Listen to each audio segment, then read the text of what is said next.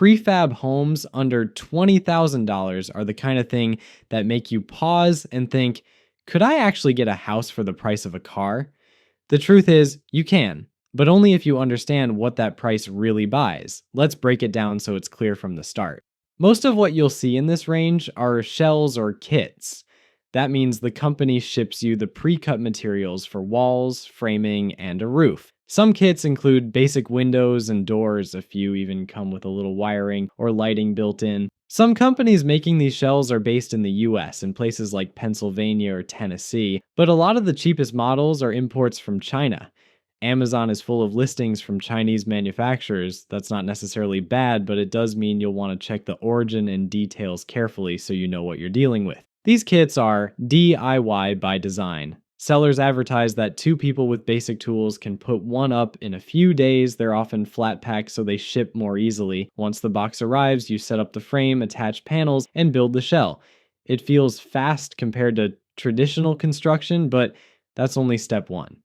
The heavy lifting starts when you finish the inside. You'll need to add insulation, drywall, wiring, pipes, fixtures, flooring, cabinets, and appliances before it feels like a home. The $20,000 sticker price is just for that starter kit.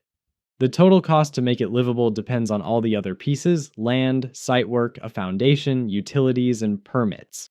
A foundation alone can run anywhere from $5,000 to $20,000 depending on type.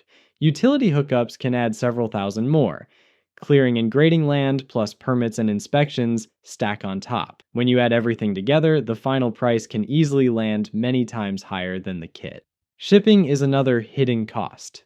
Some US companies offer free delivery within a region, but many don't. Imported units often carry steep freight fees. Shipping can range from a few $100s to several thousand depending on distance and size, right? A plain wood kit without insulation won't survive harsh winters or blazing summers unless you add upgrades.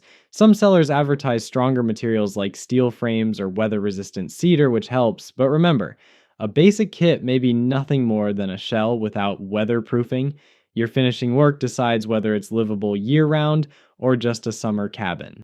Zoning and legal rules are a must-check. Every county and city has different standards. You need to confirm minimum square footage rules, setback requirements, and whether your structure must sit on a permanent foundation. If you skip this step, you risk building something you can't legally live in. So, how livable are these homes on delivery? The honest answer, not at all. At $20,000, you're getting a base, not a complete dwelling.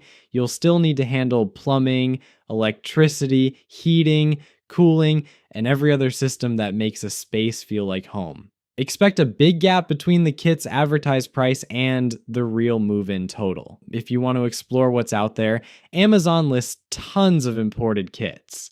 Bob Vila's website has guides with companies selling affordable prefab shells. Reddit communities like r/tinyhouses are packed with people sharing their real-world experiences building from kits. Bottom line, prefab homes under $20,000 exist, but they're entry-level shells.